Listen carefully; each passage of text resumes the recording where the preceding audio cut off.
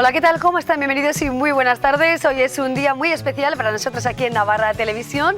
Como saben, esta tarde presentamos y entregamos los primeros premios Navarra Televisión en una ceremonia, en una gala que se celebrará en Baluarte. Pero nosotros queremos dejarles algunas de las buenas historias que hemos ido contando a lo largo de las últimas semanas aquí en directo en nuestro plató de Me Importas Tú. Recientemente estuvo con nosotros el escritor, periodista, economista, analista y sociólogo mexicano Jorge Cepeda y nos presentó su obra Los Usurpadores. Con él tuvimos la oportunidad de hablar del ámbito político mundial con la mirada puesta sobre todo en nuestro país, en España y también en la victoria de Donald Trump. En una tarde en la que también vamos a recuperar otros contenidos de índole social, porque tuvimos también la suerte de charlar con la cooperante María Álvarez de la ONG Alboan, que nos habló de la guerra del coltán, de la situación tremenda que viven los niños y las mujeres en la República Democrática del Congo. Les dejamos estas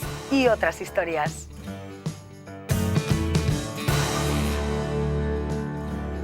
Hoy abrimos el programa con María Álvarez. Muchos de ustedes la conocerán porque es de Pamplona, pero muy especialmente porque participaba en el programa Salvados. Fue visto por miles y miles de personas.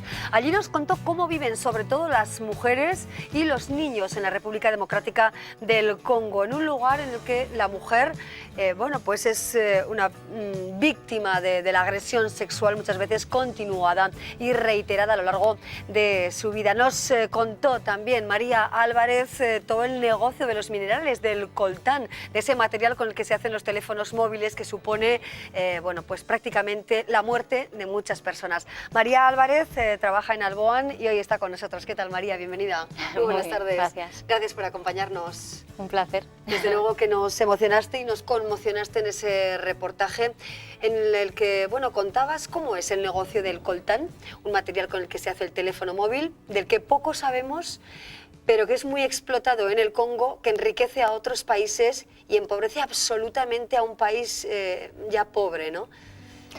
Bueno, pobre, en realidad el Congo medida sabemos que es uno de los países más ricos del mundo en cuanto a eso, a minerales, a bosque, a agua. Es casi un manual, un ejemplo de manual cuando hablamos de la maldición de los recursos. Sí. Porque es un país riquísimo que, sin embargo, tiene las poblaciones más pobres del mundo también en todos los sentidos, ¿no? Claro.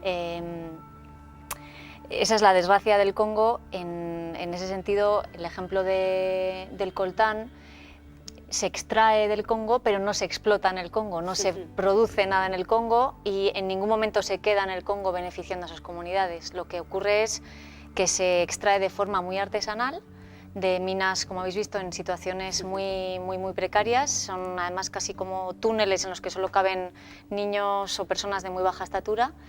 Ya las propias condiciones son muy malas y digamos que hay toda una cadena de intermediarios que llevan el mineral hacia el extranjero, hacia principalmente Uganda y Ruanda, que son los países limítrofes con esta zona. El Congo es inmenso, Estamos hablando de una provincia muy concreta, que es el Kivu Norte, que para hacernos una idea es de una extensión parecida a la de Francia. A mí me gusta mucho verlo así, como si fuera Francia, porque ahí nos imaginamos mejor, ¿no? La magnitud del territorio. Es una zona muy rural, con apenas infraestructuras. Es muy difícil ir de un lugar al otro. Eso permite que haya muchísimas violaciones de derechos humanos relacionadas con la extracción ilegal de minerales, porque vamos a decir que imagínate ese paisaje de Francia lleno de montañas, lleno de tierras, es como con mucha colina, casi sin conexión de un lugar a otro. Hay ahora mismo más de 30 grupos armados que van ocupando distintos territorios en función de la calidad del suelo de tal zona o tal zona, y que a partir de ahí controlan esa zona, extraen todo lo que pueden. Como es muy fácil extraer, porque es una industria muy artesanal, pero ahí prácticamente cavas y sale oro, tantalio, es riquísimo, pues entonces a partir de ahí se genera toda esta bueno, pues toda esta extracción que acaba, pues lo que decía, ¿no? Por los países extranjeros que a su vez lo llevan hacia Asia, porque aquí todo se funde y se ensambla y se trabaja en Asia, ¿no? Sí. Pues es tan difícil luego seguirle la trazabilidad, que decimos, saber de dónde viene, porque luego se mezcla con minerales de otros lugares y ahí ya se pierde completamente la pista, ¿no? María, desde luego es complicada para las personas que viven allí, para los niños especialmente, además, que algunos no tienen otra forma de sobrevivir que trabajar en esas minas, a veces captados por grupos que les hacen, bueno, pues hacer y cometer las mayores atrocidades que uno puede imaginar, ¿no? Sí. Violar niñas, violar reiteradamente y en grupo a mujeres. ¿Cómo está la infancia en esa zona del Congo?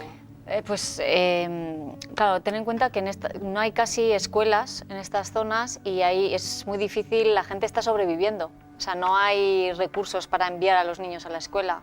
El Estado, aunque la enseñanza obligatoria se supone que es gratuita en Congo, evidentemente esto es como todo en el Congo, que hay un artículo fantástico que dice que la enseñanza hasta los 16... Bueno, entonces, ¿qué ocurre? Pues que como no tienen cómo pagar esos estudios y no tienen de qué trabajar tampoco, pues lo más accesible es enrolarte en uno de estos grupos que además socialmente tiene una connotación positiva, ¿eh? Porque también enrolarte en un grupo supone que estás defendiendo tu comunidad. Muchas veces hay muchos grupos de autodefensa, que son los Mai Mai, que son casi proteger tu comunidad. O sea, tú te enrolas, esto es una guerra. O sea, entonces hay grupos rebeldes que son apoyados por potencias extranjeras que tienen sus propios intereses, pero hay otros que son realmente protejamos nuestro territorio, protejamos nuestra comunidad y lo hacemos mediante las armas. Claro. María, entonces, precisamente en ese reportaje recuerdo algunos de los niños que contaban que sí, que habían participado en esas violaciones, que habían matado incluso niños con 14, 13, 15, 17 años y que incluso, bueno, pues tenían que callar, ¿no? Por ejemplo, cuando veían una violación porque su vida corría peligro o si hablo, muero, ¿no? Que había que sobrevivir de alguna manera. Sí, ellos también son trágico, víctimas, ¿no? o sea, al final lo que está claro es que son víctimas también de un Estado sin Estado, de una situación de guerra. O sea, si no hay unas estructuras donde puedas estudiar, donde puedas tener un futuro, donde puedas tener una familia, ten en cuenta que mucha gente se está desplazando constantemente y está simplemente, pues eso, sobreviviendo. Nosotros tuvimos un programa de recuperación de niños soldado en Uvira y a mí una de las cosas que siempre recuerdo hacíamos dinámicas, ¿no? para trabajar con estos chicos y tratar de... Eran chicos y chicas, había unos 100 niños, para que te hagas un poco, para que te sitúes. Sí. La mayoría era la primera vez que tienen una cama en su vida. O sea, una cama, me acuerdo, no había ni baños en el centro que teníamos porque nos decían que si poníamos baños era como ajeno completamente a su cultura y era darles un lujo que luego ni siquiera van a poder tener luego en su vida, con lo cual... Fíjate a qué punto, porque teníamos los medios de poner un baño con un váter. Bueno, pues se iban fuera al campo. ¿no? Sí, teníamos un pequeño recinto. Claro. Pero esos niños se estos recuperan chavales, psicológicamente. No, yo creo que no. O sea, yo creo que la herida es tan grande, yo lo que vi, también claro, igual es un poco atrevido, pero yo lo que vi es que han visto tanta violencia y han sufrido tanto que yo creo que es muy difícil recuperar ese trauma, ¿no? Pero lo que te quería comentar es que lo que más me llamó la atención fue que son niños. Pese a toda la violencia que han vivido y todo lo duro, a mí al principio me daba hasta miedo un poco, ¿no? Porque veías, claro, eran chavales de 13 años, me sacaban a mí la cabeza y era como, bueno, hola, es aquí, hacer...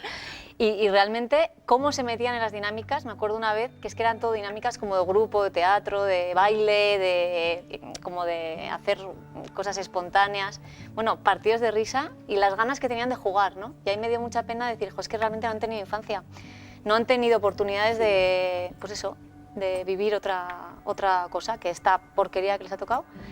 Y claro, ¿cómo recuperas eso? Pues bueno, pues complicado. Claro. Y las mujeres, todas esas niñas, ¿no? que bueno, son violadas incluso en más de una ocasión, hasta en 3 ocasiones a lo largo de su vida. Recordamos también la figura de un médico que ha entregado su vida a curar a esas niñas víctimas de la violación, que se utiliza, como tú decías, ¿no? Como un arma de guerra sistemática para destruir a una comunidad. ¿Cómo viven esas niñas? ¿Cómo pueden seguir, ¿no?, en este camino de la vida después de tener un sufrimiento de esta naturaleza? Pues como pueden. O sea, yo creo que la mayoría, una de las cosas que hacen es, primero, intentas que nadie se entere. O sea, si a ti te violan, lo primero es intentar preservar tu estatus. Con lo cual, en muchos casos no te enteras de que tal o tal mujer ha sido violada. Por eso también cuando hablamos de cifras o de estimaciones o de cuánta gente, bueno, es muy difícil saber con detalle la magnitud de la catástrofe, ¿no? Pero lo que sí que es verdad es que una vez que se sabe que te han violado, incluso más allá del trauma de la propia violación, que ya es grave y que ya hemos descrito que es súper cruel y con muchas ganas de hacer el máximo daño posible a la chica, muchas veces, curiosamente, el peor trauma no es casi la violación, sino todo lo que conlleva la violación, que es el desplazamiento, que he tenido que abandonar todo lo que tenía, que me he tenido que ir con mis hijos sin nada, porque ¿qué haces con tus 4 hijos? Hay esas que tienen un montón de hijos.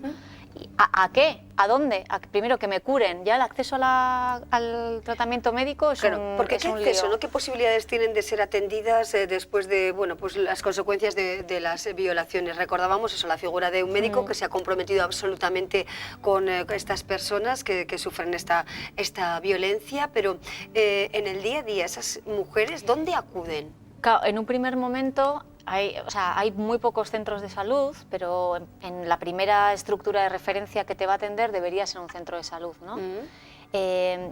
Tú, si te imaginas a una mujer en una comunidad de estas, primero va a tener que andar un montón de kilómetros para llegar a ese centro de salud. Normalmente, ahí va a tener que pagar también todo el tratamiento, con lo cual ya es muy posible que no tenga medios para hacer frente al pago del tratamiento. Ten en cuenta también que las mujeres aquí en general dependen del marido económicamente, y si el marido se entera de que la han violado, como ya está, ya Exacto, no quiere es que saber el problema nada. se triplica. Entonces, de cualquier manera, ¿no? ¿Cómo conseguimos atender a estas claro. mujeres? La ONG que apoyamos, es Synergie de Femmes, es como una especie de coordinadora de ONGs locales, que son 35 ONGs que están repartidas por todo el territorio. Entonces ellas tienen, pues como si fueran enlaces en comunidades, y funciona mucho el boca a boca.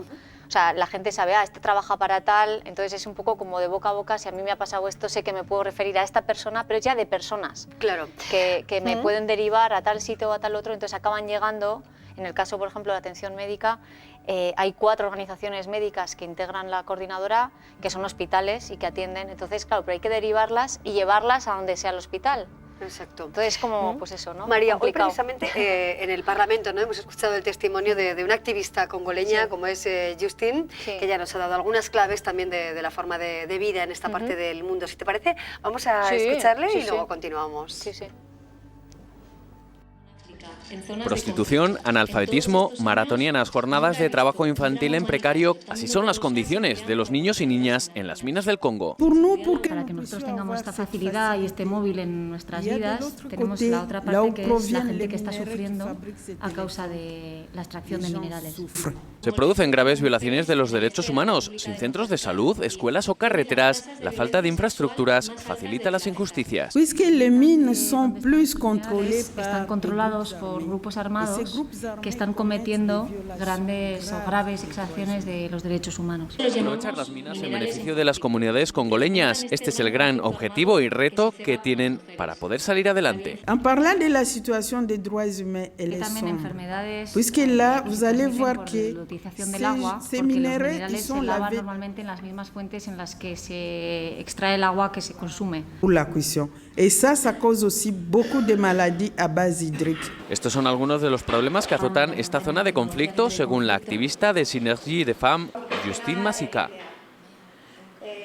Así nos describía Justine, una mujer activista. ¿Cuántas mujeres tienen la posibilidad de rebelarse ante esta situación, María, y de contar al resto del mundo lo que se está viviendo de alguna manera para tocar nuestras conciencias y algo más, ¿no? Y reclamar también de quienes nos gobiernan algo de apoyo, alguna reacción a un drama como este? Bueno, Justine Masika es un ejemplo claro de una mujer comprometida con sus mujeres congoleñas, No hay muchas mujeres con la valentía de Justine, porque personalmente implica amenazas, implica represalias incluso personales, miedo. Justine incluso esta mañana en el Parlamento contaba que 3 de sus hijos le han dejado de hablar, para que te hagas una idea de lo que supone, e incluso personalmente que sus hijos consideran que les está poniendo en peligro y que para ella es más importante la causa que ellos mismos, ¿no? Nos ha dejado a todo el Parlamento diciendo, vaya. Es decir, hay pocas mujeres, para contestar a tu pregunta, que tengan esa vocación y que sitúen como prioridad el ser voz de tantas mujeres congoleñas que están sufriendo esta violencia, ¿no? Pero también es cierto que ella reivindica mucho el rol de la mujer como sujeto activo de paz en su territorio. Entonces ha montado ella, Justine, en colaboración con sus colegas, un programa que llaman Embajadoras de Paz, que trata de chicas que ella forma en derechos humanos, derecho a la igualdad, bueno, o sea, cosas que aquí nos parecen relativamente básicas, pero que allí, con la concepción hombre-mujer que tienen todavía, en la que la mujer siempre sale muy perjudicada, pues ella, con ese mensaje de igualdad, forma a estas chicas que van a comunidades muy rurales, sobre todo se ha aliado con escuelas y con los pastores de las iglesias, que son lugares sociales donde más afluencia de público tienen, y entonces van transmitiendo este mensaje y poco a poco lo que quieren es decir, bueno, las mujeres podemos hacer una sociedad justa, una sociedad en paz, una sociedad en la que no haya todas estas cosas. Ejemplos de valentía, claramente, en un país tan difícil para una mujer, ¿no? Sí, y va poco a poco, bueno, pues intentando aportar su... su ayuda, ¿no? Su de arena, como se dice. En no quedarse como víctimas de violación. Y eso me parece también muy bonito porque, y es cierto que en el programa de Vole no se ve tampoco, ¿no? Que las chicas, aun siendo violadas y aun siendo marginadas y con todas estas dificultades de acceso a todo, y eso sí que me gustaría transmitirlo, tienen una fuerza por vivir, una alegría, unas ganas de seguir, de mejorar la vida de sus hijas, de sus hijos, que yo creo que esa fuerza es difícil de percibir, ¿no? Pero yo creo que sí que la gente se tiene que dar una idea de las congoleñas muy positiva, y que ni nos hacemos idea nosotras de todo lo que sufren o todo lo que viven, pero aún así qué coraje, ¿no? Sacan, María, como tu valentía también, ¿no? Porque trabajar allí, ¿no? Por supuesto salvando las distancias, pero trabajar allí también tiene que ser un ejercicio de valentía y de solidaridad absoluta. ¿Cómo ha sido para ti, que vas con cierta frecuencia al Congo, cómo ha sido vivir esa experiencia, cómo está trabajando allí Alboan, y también a título personal, ¿no? Supongo que has tenido que sentir miedo con un ambiente como el que nos has descrito, incluso miedo precisamente a sufrir una violación, ¿no? ¿Es así, María? ¿Se percibe ese miedo? No, nunca ha pasado, la verdad, ¿no? Porque siendo una mujer blanca, digamos que somos una categoría un poco intermedia, no somos hombres tampoco, pero no somos la categoría de mujer que son la mayor de las congoleñas, ¿no? Eso por un lado, nos respetan de otra manera, porque saben que somos mujeres con estudios, con dinero, todo el mundo piensa que estás forrado, claro, y cuando dices, no, que yo trabajo y tal. Bueno, por otro lado, es cierto que en la vida que yo llevaba cuando vivía allí, vives en unas condiciones de seguridad que no viven la mayoría de las congoleñas. O sea, yo vivía al final en una casa con más o menos las necesidades básicas cubiertas, o sea, no teníamos ningún lujo, pero en ningún momento me puse en una situación de riesgo que me puedan venir, no, siempre estás en grupo, no sales por la noche, no andas por la calle sola. Claro, es decir, toman algunas tomas unas medidas de seguridad, claro, que yo cuando vine otra vez a Pamplona agradecía ir por la calle y que nadie me mirara, por ejemplo, o que nadie te atosigue, que nadie te quiera pedir nada, el poder andar a las 10 de la noche sabiendo que no te va a ocurrir nada. Esos son lujos que en el Congo, desde luego, cuando viví allí, no puedes hacer. Pero miedo no, lo que sí que cuando viajo ahora desde aquí, yo creo que cada vez me voy dando más cuenta de toda la profundidad y de toda la crudeza que a veces estando allí, yo creo que también acabas como relativizando. Claro. Ves tanta miseria, que luego estando aquí Cuando voy aprecias de me otra impacta manera, más, claro. incluso me impacta más que antes. Finalmente, Sí. María, desde luego, aparecer en los medios de comunicación y que ese programa que hemos citado no fuera tan visto ese domingo tiene una repercusión importante, pero ¿cuál es vuestro mensaje también desde la organización con la que trabajas y en la que trabajas como es Alboan? Sí, todos nos hemos podido sentir en cierta medida culpables, usamos todos los móviles, estamos en esta sociedad consumista, pero ¿qué podemos hacer si queremos de alguna manera ayudar a esas personas, mujeres, niños que viven maltratados por la vida, podríamos decirlo así, María? Bueno, la pregunta que se hace a todo el mundo, ¿no? Bueno, ¿y ahora qué hacemos? No es fácil dar una respuesta en el corto plazo porque digamos que la primera propuesta que hacemos desde Alboan es firma la campaña para que la legislación europea que se está ahora mismo terminando de aprobar sea más exigente con las empresas que importan minerales que vengan del Congo. Esa es una cosa que podéis hacer en la página web tecnologialibredeconflicto.org. Te cuesta 3 minutos meter tus datos, firmas esta campaña y con eso pues hay una persona en Alboan que lleva todo este apoyo popular para que la reivindicación que hace como sociedad civil, lo hacemos con otras 130 organizaciones europeas, hombre, pues no es lo mismo tener 5 firmas que 2 millones de firmas, ¿no? Exacto, entonces bueno, pues ahí es una cosa muy, muy accesible, pero esto no va a cambiar al corto plazo. Claro. Entonces, al corto plazo, pues nuestra propuesta es o colaborar con algún proyecto o ser más conscientes del consumo de tecnología que hacemos, ¿no? Pues intentar consumir menos tecnología, intentar que cuando tú te compras el móvil, o sea, más que nada reflexionar en torno a nuestro consumo de móviles, ¿no? Pues que te lo compres cuando ya te hace falta realmente, no cada año que te sacan el modelo nuevo. Algo este más de tipo sensibilidad cosas, ¿no? en torno a este tema. Claro, entonces ¿no, también María? trabajamos aquí en Pamplona con más de 20 centros educativos en toda la información, sensibilización, reflexión en torno al consumo, sobre todo con adolescentes, que se planteen un poco lo que... Pues con este mensaje nos vamos a quedar. Por supuesto, algo sí podemos hacer, aunque no podamos resolver este problema en esta parte de África en la que ha vivido y que conoce bien nuestra invitada María Álvarez. Muchísimas gracias, María, por acompañarnos hoy y hacer un hueco para nuestro programa. Enhorabuena por tu trabajo, por habernoslo contado a todos y por supuesto por ese gran esfuerzo que hacéis desde la ONG por ayudar a los demás. Gracias, de verdad. Gracias a vosotras, gracias. a ti por Hasta otra ocasión. Gracias, María.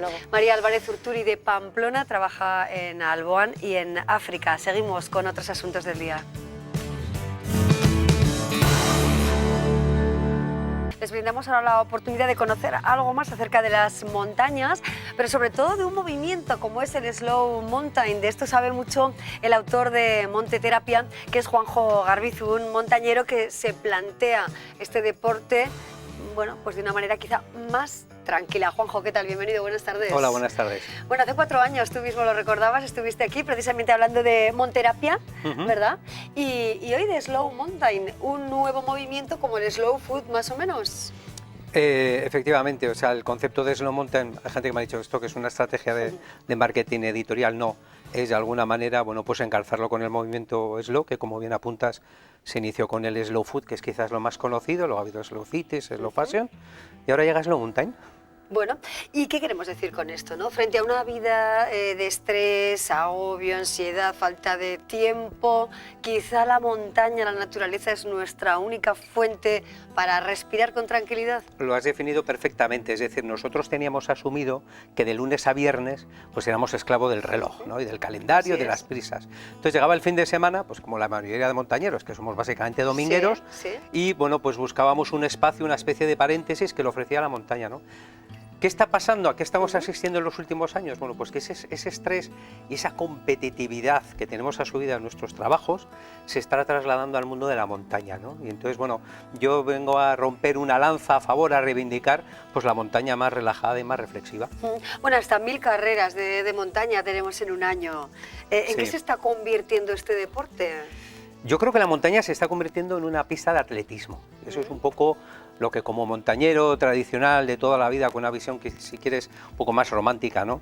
Es lo que entre comillas vengo a denunciar, ¿no? La montaña es deporte, Eso vamos, es indiscutible, ¿no? Pero es que yo creo, como miles de personas, que es mucho más que eso, ¿no? Y entonces, digamos, los trails y los ultra trails es un poco el exponente a lo que al paroxismo que se está llegando con la montaña, ¿no? Bueno, y ante eso el planteamiento es otra filosofía. Otra filosofía que ¿quién la está practicando ya? ¿O qué repercusión está teniendo este planteamiento de Slow Mountain que va, bueno, pues convirtiéndose también en una forma de vivir la montaña? Sí, en realidad Slow Mountain, y lo pongo en el libro, pone en pequeño Monterapia 2, porque Sí. es absolutamente continuista con la filosofía que inicia hace 4 años con Monterapia, que es la montaña como bálsamo para la mente. Es decir, la montaña tiene un potencial que hay gente que ya lo está experimentando, Sí. pero hay gente que, por ejemplo, no lo ha experimentado, ¿no? Y cuando yo hablo de montaña, y esto es muy importante, no me refiero a una cumbre o una cima. La montaña empieza en un bosque maravilloso que podemos tener aquí, otoñal, que ahora los bosques están súper recomendables, ¿no? Sí. Entonces, al final, es un poco la filosofía de Monterapia, la montaña terapéutica y balsámica. Y entonces, para desconectar precisamente de ese estrés que cada vez nos atenaza más, dar un paseo por un valle, por un río o por un bosque, hay mucha gente que no lo ha experimentado, y yo les diría, salir de casa y probarlo, porque os va a enganchar. Exacto, porque volverás a casa Volverás muy diferente, renovado, con las pilas cargadas. Efectivamente. Bueno, entre las frases que he podido leer en este libro, Juanjo, me quedo con una inicial, ¿no? Y que además se atribuye al alpinista kazajo, a un alpinista que falleció en el Annapurna y que dice que las montañas son catedrales donde practico mi religión. En cada viaje a ellas renazco. Sí. Qué bonita No, frase y además, para comenzar. incluso él dice que no son estadios para satisfacer mi ego, ¿no? Digamos que todo este fenómeno también está muy ligado a las tecnologías digitales. Hay mucho postureo digital. Sí. Entonces, en ese postureo digital, mucha gente acude a la montaña pues para sacarse el selfie, retransmitir en tiempo directo sus vivencias tipo Facebook y demás, ¿no? Entonces, realmente hay que ir a la montaña con mucha humildad, con mucha seguridad, porque también se está produciendo un fenómeno colateral peligroso, es que se está frivolizando, porque vemos superatletas, pero que son muy pocos los que realmente son capaces de hacerlo, que acuden a la montaña en unos tiempos récords y la gente se piensa, pues eso debe ser muy fácil. O sea, de alguna manera se ha perdido el respeto a esos macizos que no son para cualquiera tampoco, ¿no? Indudablemente, y además no es una opinión personal, los números cantan, es decir, este verano el número de accidentes de rescates de montaña ha aumentado un 11% respecto al verano pasado. Eso es una burrada. Claro, se está trivializando un poco el esfuerzo o las posibilidades de cada uno, ¿no? Sí, es decir, no todo el mundo tiene la misma opción de ascender una montaña ya considerable, un 3000, por ejemplo. Un Pirineo, por ejemplo. Sí, por ejemplo, un paseo a un monte de 1000 metros. Pero parece que ya todo es posible. Yo creo que se le está perdiendo el y no es así. respeto, efectivamente, ¿no? Y entonces cada vez va más gente a la montaña, pero también numéricamente va más gente menos preparada. Y bueno, los números cantan de rescates. Juanjo, la fe mueve montañas. ¿Qué hay de cierto en esto? A ver. La fe mueve montañas. Yo iniciaba el libro diciendo que en mi caso la montaña me ha llevado a la escritura. Yo creo, hombre, la fe, claro, yo por ejemplo, términos ya religiosos y demás, yo creo que la montaña tiene un componente muy espiritual y el concepto de espíritu y espiritualidad está despojada de todo tema religioso. Pero yo creo sinceramente que la montaña sí que mueve tu espíritu, ¿no? De alguna manera lo rejuvenece. Claro. Juanjo, ¿qué experiencias has vivido con otros montañeros? Por ejemplo, personas que han decidido dedicarse a este deporte o practicarlo con cierta asiduidad. Quizá en momentos, por ejemplo, en los que la vida no se les ponía de frente, sino que tenían un momento complicado en su vida, quizá más decaído. ¿Qué experiencias has percibido? Pues mira, yo he este recogido experiencias muy bonitas en estos 4 años que han pasado de intervalo. Y por ejemplo, por poner un ejemplo, ¿no? A mí una cosa que me emocionó mucho en Monterapia es que contactó conmigo 2 personas desde Venezuela que no se conocían entre sí y que Monterapia les había servido de acicate, por ejemplo una de ellas para hacer un proyecto muy bonito de llevar invidentes a la montaña. Sí. Fíjate qué cosa más impresionante. Y otra persona, Peter Espinel, con chavales, adolescentes con un pie, digamos, en la delincuencia de familias desestructuradas, buscando, ¿no? Reconduciéndolos a través de la montaña. Son experiencias absolutamente maravillosas y que reflejo en este libro de Slow Mountain. Exacto, ¿no? Y hablas de excursiones, de paseos, de grupos, de equipo. ¿Qué hace a un grupo de amigos o conocidos ascender las cumbres que deciden? Fíjate, yo siempre he dicho que si quieres conocer una persona, es mucho mejor que te vayas un fin de semana, por ejemplo, con ella al Pirineo, durmiendo en un refugio. En ese fin de semana realmente vas a conocerle intensamente mucho más que en un día a día tomando cafés digamos, en la ciudad, ¿no? Entonces, la montaña, hay que ser realistas, saca lo mejor de nosotros mismos, pero también lo peor. Entonces, es un reflejo, es un espejo donde muchos nos encontramos y digamos que nuestras virtudes y nuestros defectos se amplifican, perdona, que no encontraba el término. Aumentan de alguna manera, ¿no? Se ven amplificados, como bien dices. Premontaña y posmontaña es otra parte del libro. Efectivamente. Y los nervios que supone ir a la montaña. De la misma manera que cuando tú vas a hacer un viaje, hay una especie de ritual no anterior, el viaje, los nervios, y vas planificando. Hoy en día, además, las tecnologías digitales te dan una cantidad de información. La montaña ocurre lo mismo, ¿no? El preparar. Y además eso es clave, precisamente para que no ocurra lo que hemos contado de accidentes. Y luego la posmontaña, es decir, cuando aterrizas, cuando llegas a un pueblo y entras al bar o a la tasca, y luego está pues esos huevos fritos con jamón, el vino y demás, sobre todo ahora en invierno, ¿no? Que apetece más. Ese ritual no hay que perderlo nunca, ¿no? No ir con el reloj siempre ahí. Es mejor no llevar el reloj. Casi, bueno, ¿no? yo me lo olvidé una vez de casualidad y a partir de ese momento que descubrí que es un acto muy cargado de significado, intencionadamente me lo dejo en casa. Sí, las imágenes de las montañas a veces nos hacen vibrar. Sí, o sea, a ver, yo creo que toda persona tiene un mínimo de sensibilidad. Yo el otro día, por ejemplo, estuve aquí mismo, en Lanz, ¿sí? en un bosque maravilloso, en plena explosión otoñal, viendo las antiguas plataformas de carboneros, sendas de antiguos contrabandistas, grutas. Nadie puede permanecer insensible a pasear en ese espacio. Háblanos del ritmo, Juanjo. ¿Qué ritmo nos marcamos cuando salimos al monte? Pues cada vez más acelerado, desgraciadamente, ¿no? Estamos muchas veces esclavos del reloj o esclavos de ese postureo, ¿no? Pues yo lo que quiero es en mi Facebook, en esa jornada, intentar encadenar el máximo número de montañas y decir que he hecho 2000 metros de desnivel acumulado y quedar como un superatleta y demás. ¿Superhéroe? Efectivamente. Entonces yo creo que el ritmo al final es el tempo, ¿no? Que es un poco lo que marca la filosofía slow, porque no hay que confundir, aunque slow el significado es lento, no quiere decir que vayas despacio y a cámara lenta, es buscar ese ritmo con el que te sientes terriblemente cómodo, entre otras cosas puedes hacer algo tan fácil y necesario como hablar con tus compañeros, sin jadear. Sí, sí. Bueno, es que la tendencia a caminar rápido se impone, ¿eh? Pero se impone en la ciudad. O sea, si hay estudios, yo hablo por ejemplo de un estudio que se hizo en las principales ciudades del mundo con 2 décadas de diferencia y está cuantificado, la gente en 2 décadas aceleró un 10% más su marcha. Si esta tendencia sigue y es alcista y progresista, dentro de 40 años ya nadie caminará por la ciudad.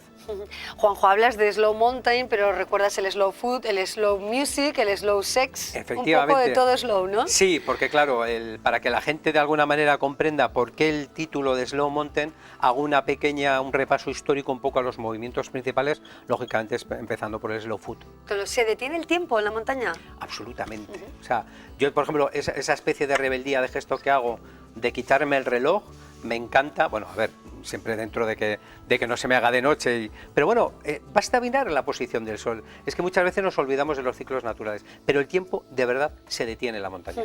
Bueno, los chicos del filo de lo imposible, como Sebastián Álvaro, al que bueno, pues muchas personas han seguido a través de ese programa, ¿no? Participan en este libro. Personas que han vivido o que viven el deporte extremo, ¿qué dicen acerca del slow mountain?